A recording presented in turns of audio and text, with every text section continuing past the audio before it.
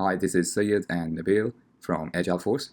Last week we launched vector migration platform where we are allowing teams to transfer or migrate their vector databases without re-ingesting their whole knowledge base.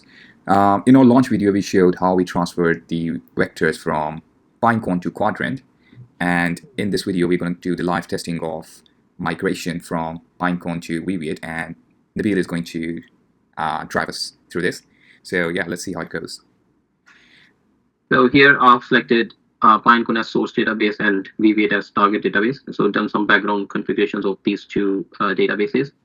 After those configurations, you just select the source and the target and press that you want to transfer them. You just click on done. You will check your credentials and your configurations, and then after you will start your migration. And here we can track the status of the jobs. Like we can run multiple jobs together. So because these came under the free tier, we are allowing like 10,000 free vectors migration. So the system is running right now, and let's see. So yeah, so it is completed, and 1,062 vectors have been successfully migrated, which we can see. This was the source we used. It had 1,062 vectors, and this was the target. And I'm going to just quickly refresh it. You see, this is here. Explore the data. You see the vectors are transferred, and we are also keeping the Pinecone's original ID here.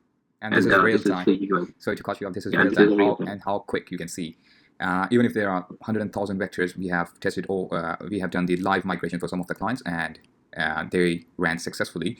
So if you are interested, and if you feel like you want to migrate your vector database to another vector database as you scale, and if the current one is not working for you, so feel free to reach out to us, or you can visit vectormigration.com and request a demo for yourself. I hope you liked it. Thank you very much.